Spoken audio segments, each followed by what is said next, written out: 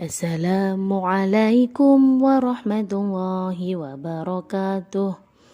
Teman-teman hebat, teman-teman yang penuh semangat, hari ini kita akan melanjutkan tema 4, subtema 2, part 2. Nah, sebelumnya mari kita membaca basmalah bersama.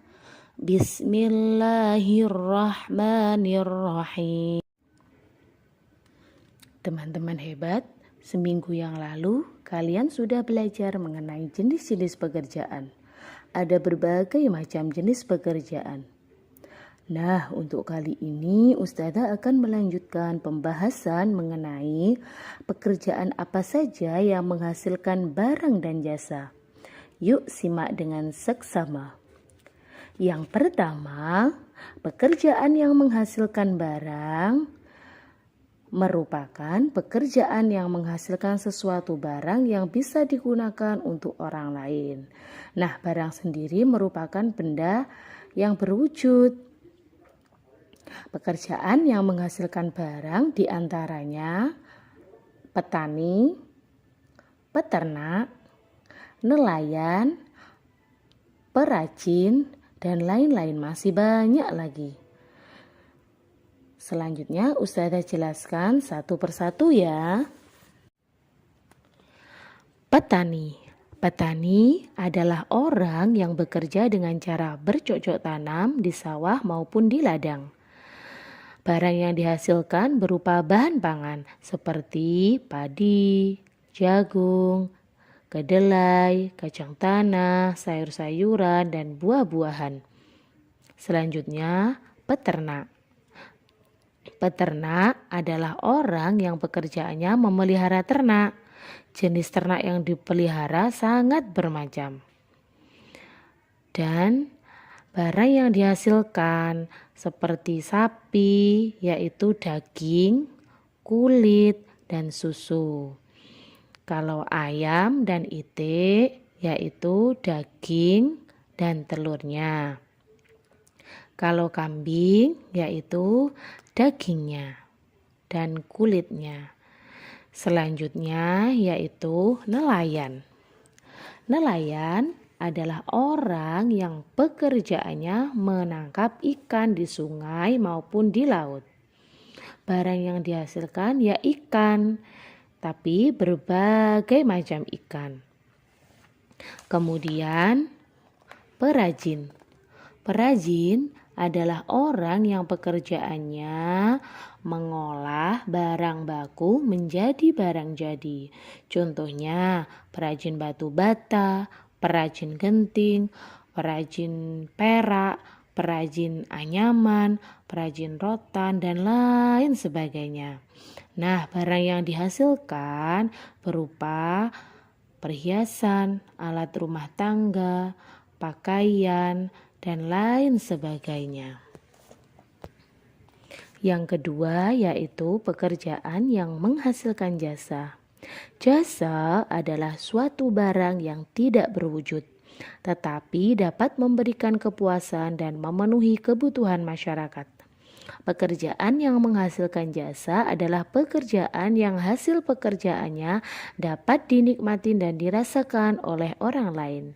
Pekerjaan yang menghasilkan jasa bergerak di bidang layanan masyarakat. Pekerjaan ini dapat digolongkan menjadi dua, yaitu pekerjaan yang mengandalkan pikiran atau otak dan pekerjaan yang mengandalkan kekuatan tenaga atau otot. Nah, pekerjaan jasa yang mengandalkan pikiran atau otak seperti guru, dokter, direktur, manajer, dosen, dan lain sebagainya. Kemudian pekerjaan yang mengandalkan kekuatan tenaga maupun otot yaitu meliputi tukang ojek, tukang cukur rambut, tukang fotokopi, buruh tani, buruh cuci, dan masih banyak lagi. Dan mereka akan mendapat imbalan atau upah yang berupa uang setelah memberikan jasa tenaganya. Selain pekerjaan, kegiatan ekonomi juga erat kaitannya dengan kebutuhan sehari-hari.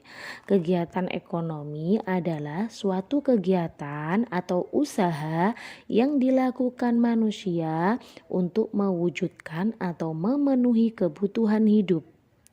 Perlu sekali teman-teman ketahui bahwasanya bentuk kegiatan ekonomi itu dibedakan menjadi 3 kelompok yang meliputi kegiatan produksi, kegiatan distribusi, dan kegiatan konsumsi. Dan tiga-tiganya itu juga saling berhubungan erat.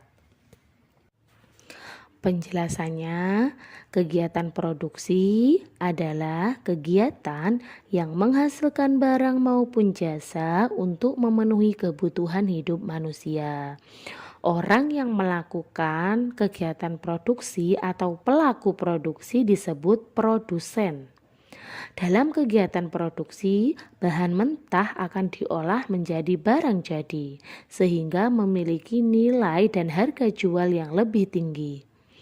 Contoh kegiatan produksi antara lain pembuatan kerajinan, pengolahan makanan seperti pembuatan tempe, tahu, dan pembuat pakaian atau biasanya dalam jumlah besar dikerjakan di pabrik. Selanjutnya, kegiatan distribusi. Kegiatan distribusi adalah kegiatan menyalurkan barang hasil produksi dari produsen ke konsumen atau biasa disebut sebagai agen atau penyalur. Orang yang melakukan kegiatan distribusi disebut distributor. Kegiatan distribusi biasanya dilakukan oleh para pedagang, baik pedagang besar maupun kecil. Sedangkan contoh kegiatan distribusi antara lain menyalurkan barang-barang dan menjual barang kebutuhan masyarakat melalui supermarket, swalayan, toko, warung, dan kios.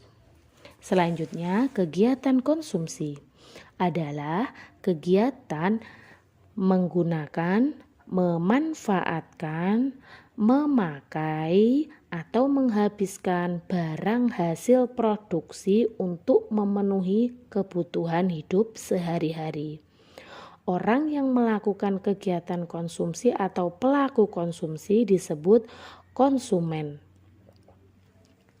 Contoh kegiatan konsumsi antara lain memakai baju seragam sekolah, makan dan minum, menggunakan kendaraan, membaca buku pelajaran, dan masih banyak lagi contohnya.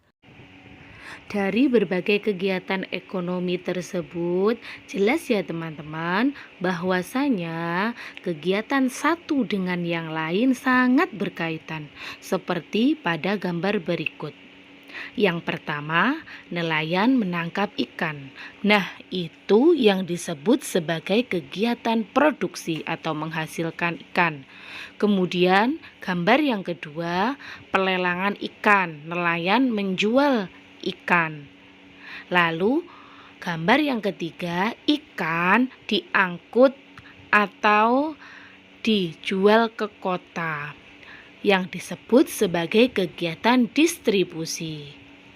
Pada gambar nomor 4, ikan sudah sampai di pasar dan diperjualbelikan. Dan yang terakhir, pada gambar 5 yang disebut sebagai kegiatan konsumsi, yaitu ikan siap dikonsumsi atau dimakan. Kalian tadi sudah belajar mengenai kegiatan ekonomi. Dalam kegiatan ekonomi itu ada hubungan antara individu di masyarakat. Nah, teman-teman, kalian tahu tidak, hubungan antar individu ini itu merupakan makna dari sila kedua Pancasila. Nah, Sila kedua Pancasila kira-kira bunyinya seperti apa ya? Yuk, kita bunyikan bersama-sama ya. Sila kedua Pancasila berbunyi kemanusiaan yang adil dan beradab. Sila kedua itu dilambangkan dengan rantai. Rantai ini terdiri atas mata rantai yang berbentuk segi empat dan lingkaran yang saling berkait membentuk lingkaran. Mata rantai segi empat itu melambangkan laki-laki, sedangkan yang berbentuk lingkaran itu melambangkan perempuan.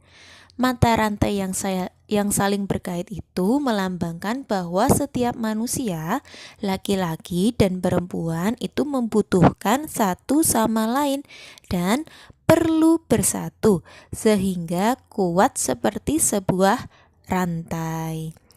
Maknanya apa? Makna dari lambang Pancasila kedua itu adalah hubungan antar individu di masyarakat, baik itu laki-laki maupun perempuan, yang dilakukan secara adil dan beradab, sehingga hubungan di masyarakat secara keseluruhan menjadi lebih kuat. Jadi teman-teman, sila kedua Pancasila ini, kemanusiaan yang adil dan beradab, ini mengandung arti bahwa kesadaran sikap dan perilaku yang sesuai dengan nilai-nilai moral dalam hidup bersama. Adapun nilai-nilai yang terkandung dalam sila kedua Pancasila yaitu yang pertama, pengakuan terhadap adanya harkat dan martabat manusia, karena setiap manusia itu setara dan sejajar. Yang kedua, pengakuan terhadap keberadaan manusia sebagai makhluk yang paling mulia yang diciptakan oleh Tuhan. Yang ketiga, beradab dalam rasa, pikiran, dan tindakan. Yang keempat, menjunjung tinggi nilai kemanusiaan dan harus mendapat perlakuan yang adil terhadap sesama manusia. Yang kelima, mengembangkan sikap tenggang rasa agar tidak berbuat semena-mena terhadap orang lain. Dan yang keenam, yaitu mengutamakan kebenaran dan keadilan. Ada beberapa contoh pengamalan Pancasila sila kedua, kemanusiaan yang adil dan beradab. Yang pertama di lingkungan keluarga. Contohnya, kita harus mencintai, menghormati, dan menaati nasihat orang tua. Menjunjung tinggi nilai-nilai luhur di keluarga dengan penuh ketulusan, sehingga terjadi suasana keluarga yang bahagia. Dan menjaga nama baik keluarga di masyarakat. Untuk pengamalan Pancasila sila kedua di lingkungan sekolah, yang pertama, menjunjung tinggi kesopanan dalam pergaulan antar teman di sekolah. Yang kedua, melaksanakan program sekolah yang berkaitan dengan usaha kemanusiaan. Yang ketiga, yaitu menegur teman apabila mencontek, tidak melaksanakan tugas piket, dan melaporkan teman yang membolos. Contoh pengamalan Pancasila sila kedua yaitu di lingkungan masyarakat. Yang pertama, membantu korban bencana alam. Yang kedua, memberi sedekah kepada fakir miskin. Yang ketiga, tidak menyakiti dan memfitnah orang lain.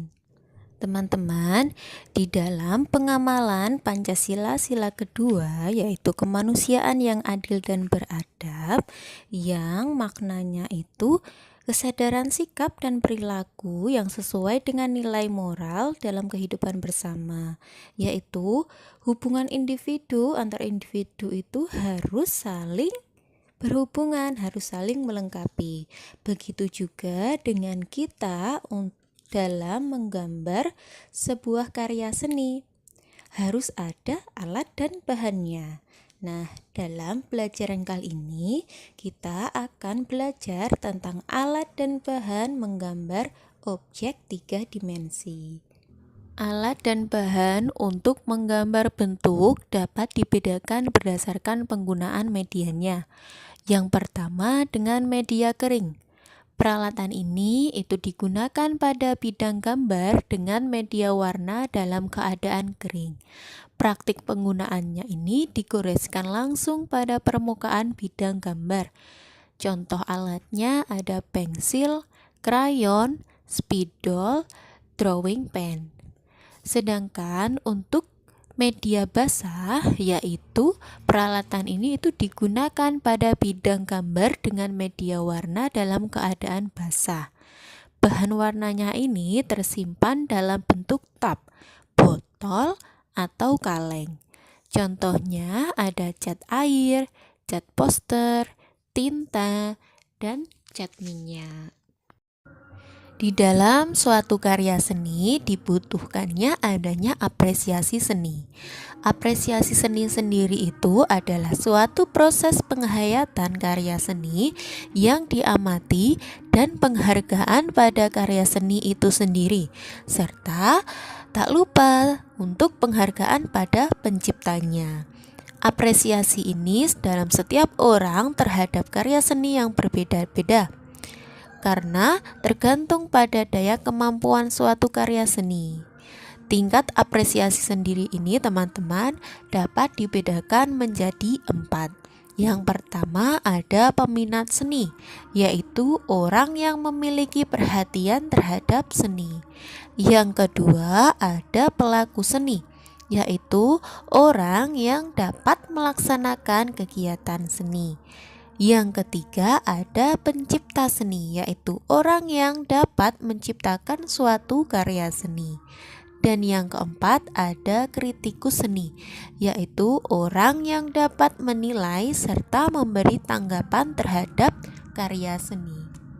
Nah teman-teman, itu tadi ya pembelajaran dari Ustadzah.